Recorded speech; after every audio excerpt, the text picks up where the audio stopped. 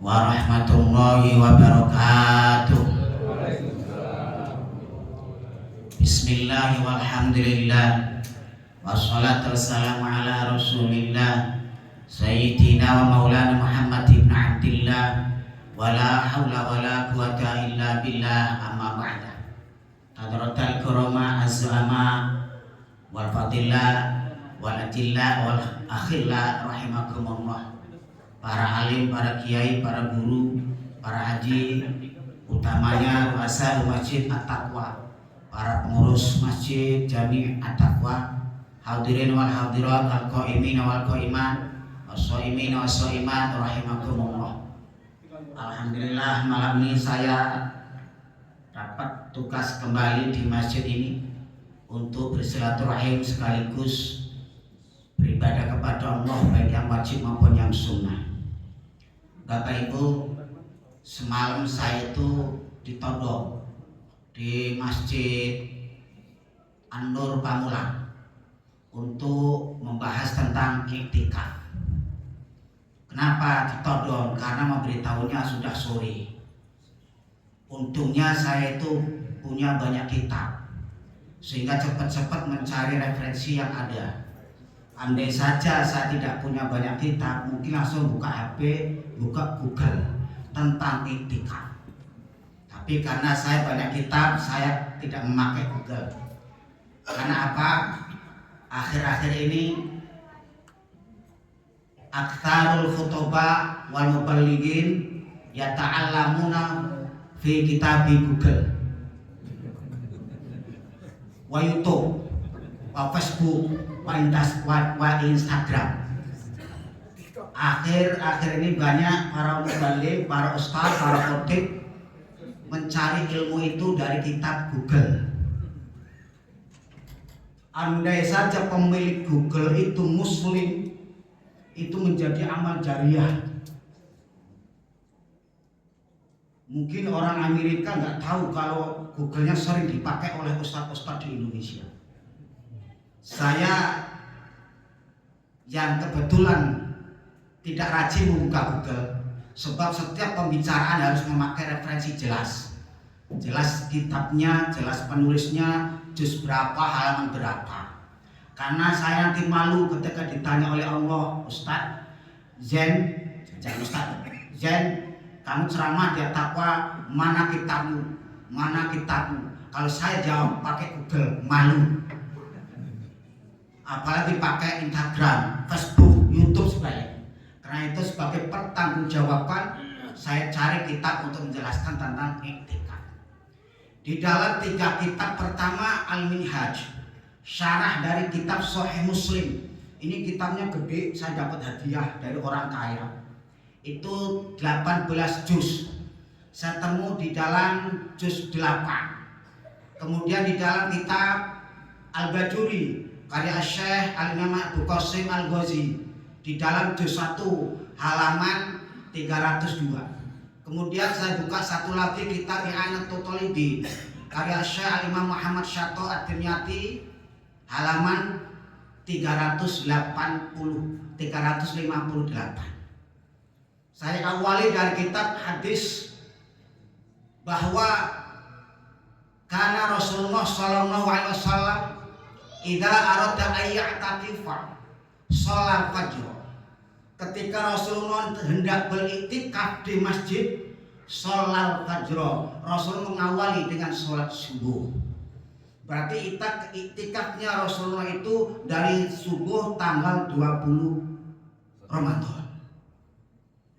Kemudian Rasulullah memerintahkan untuk membuat tenda kecil di dalam masjid, sehingga Rasulullah ketika habis sholat subuh summa dakhala mu'takifah, masuk ke tempat iktikafnya Rasulullah. Melihat perkembangannya, istri Rasulullah pada ikut, satu ikut, akhirnya banyak istri-istri pada ikut.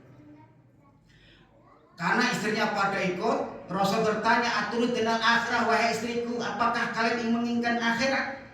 Mereka jawab iya. Tetapi melihat kondisi yang semakin banyak, bahkan sahabat semakin banyak, kondisi sudah tidak memungkinkan untuk membawa istri-istri Rasulullah. Karena ada yang ingin karena dekat dengan Rasulullah, terus fitnah-fitnah yang lain akan muncul, sehingga Rasulullah tidak meneruskan membuat kemah tenda di dalam masjid. Dari sinilah kalau para ulama memberikan satu penjelasan.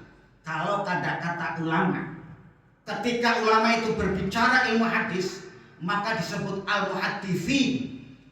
Ketika ulama itu berbicara ilmu tafsir, disebut al-mufassirin. Ketika ulama itu berbicara tentang ilmu fikih, disebut al-fuqaha. Ketika ulama itu berbicara tentang ilmu tasawuf, disebut al-mutasawwifin, dan seterusnya.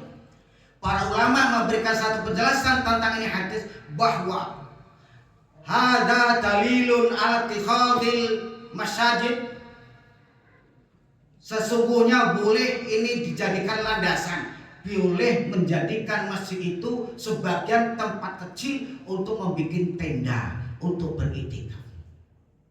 Saya melihat di masjid di komplek Kebayoran Residen, itu masjidnya besar, di tengahnya itu nggak banyak tiang kayak gini. Ini kan banyak tiang. Masjid besar, di tengah nggak ada tenda, nggak ada hotel, nggak ada tiang, dan biaya memang besar. Itu hampir separuh dari masjid itu dibikin satir kayak itu, kayak gitu, satir. Di dalam satir itu banyak ruangan yang dibikin dari kain-kain pembatas. Di dalamnya banyak orang-orang yang iktikaf di situ. Dari tanggal 21 sampai nanti tanggal 30 nggak pada pulang. Semua kebutuhan akomodasi ditanggung oleh masjid.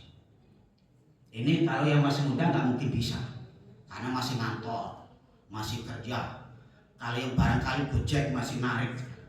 Ini dilakukan oleh orang-orang sepuh, mohon maaf, yang sudah nggak mikirin uang belanja, nggak mikirin uang dapur, nggak mikirin uang ke mall segala macam.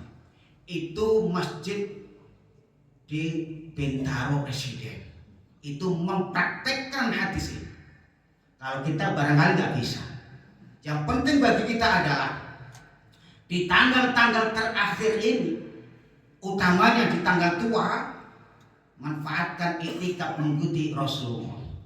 Rasulullah melanjutkan iktikaf tanpa ada tenda lagi.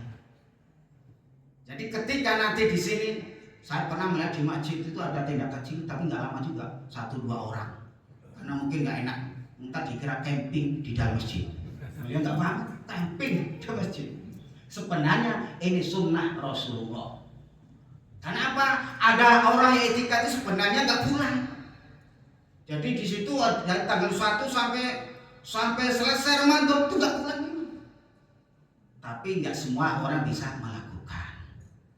Kemudian bagaimana iktikaf bagi seorang perempuan?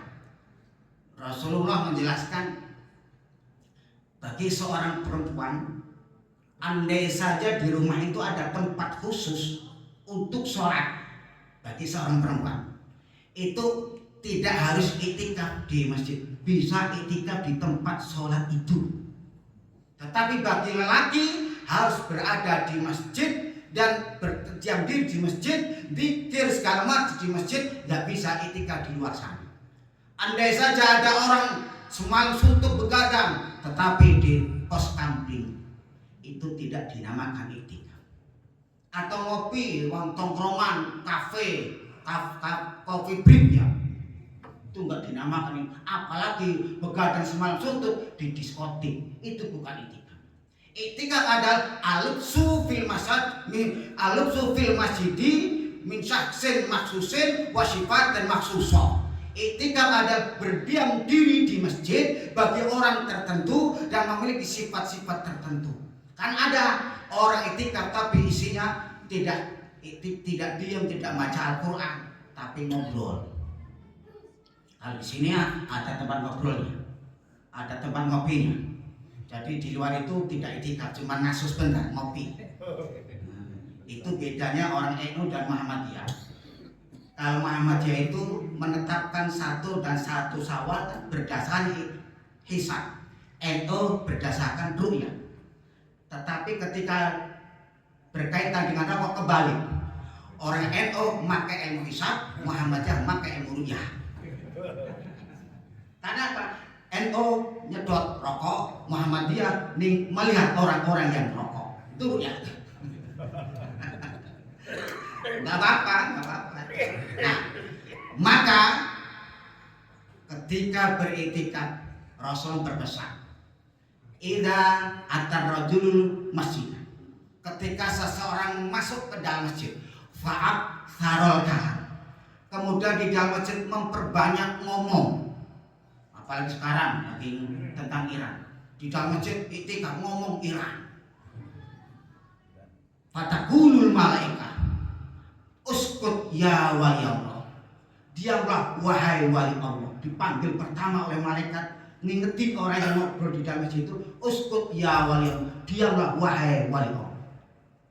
Ketika sudah diingetin oleh malaikat Jibril, karena kan ingetin nggak tahu kita, malaikat ingetin. Kalau takut masjid kan jelas. Pak Kaji ngomong, diam, kelihatan. Malaikat nggak kelihatan. Begitu an-namba'in zada, ketika ngobrol masih bertambah terus, fataqulul malaikat, uskut ya ghadiban, diamlah wahai orang yang dibendu Allah, dimarahi Allah. Jadi ngobrol di dalam masjid itu kalau banyak, kalau ngobrolnya sedikit udah dipanggil wali Allah. Tetapi ketika bertambah ngobrol lagi, panggilan juga berbeda. Ghadiban, wahai orang yang dibenci Allah. Itu masih ngobrol lagi. Iran sudah selesai, ngobrol Israel, ngobrol Amerika, segala macam. Kasih diingetin lagi, ngobrol terus. Apa kata Jibril? Uskut alaika laknatullah. Hei dia, laknat Allah tertimpa untuk kamu. Maka ketika di dalam masjid jaga akhlak, etika, adab. Itu ada etikanya. Yang paling penting adalah andai saja Bapak Ibu mau itikaf silahkan. Kalau Rasulullah dari subuh. Kalau kita mungkin dari jam 12. Soalnya jam 12 baru berangkat. Jam 3 baru. Itikaf minimal itu memang kira-kira 5 menit. Sesuai dengan tumakninanya sholat. Itu paling sedikit. Jadi paling lama nggak ada ukurannya sampai Ramadan selesai. Kalau kita bisa mencari itikaf tanggal-tanggal ganjil, insya Allah Lailatul Qadar tahun ini akan kita raih. Kapan? Jangan ngomong-ngomong. Tak kasih tahu. Di dalam 3 kitab Al-Mahali, I'anatul Talibin dijelaskan tanggal 1-nya hari Kamis. Kalau yang tanggal 1 hari Kamis, itikafnya tanggal 25. Kalau yang Rabu tanggal 29. Tetapi ada penjelasan yang perlu diwaspadai. Di dalam kitab Al-Bajuri itu kalau tanggal 1-nya Kamis, itu Lailatul Qadarnya bisa 21, 23, 25, 27, 29. Ini Al-Bajuri. Tapi yang kedua Al-Mahali dengan I'anah tanggal 25. Tapi yang satu tanggal-tanggal ganjil. Kita mewaspadai itu, tiap tanggal ganjil datang ke masjid iktikaf, menjemput Lailatul Qadar. Tapi jangan nakal ya, jangan nakal. Ntar malam 25 aja iktikafnya, setelah itu enggak iktikaf lagi. Jangan. Kita tidak boleh hitung-hitungan dengan Allah. Perbanyaklah iktikaf di malam Ramadan ini yang insya Allah akan menjemput Lailatul Qadar, yang insya Allah setelah Ramadan Allah akan menjadikan kita lebih baik daripada sebelum bulan suci Ramadan. Demikianlah wa'alaikum warahmatullahi wabarakatuh.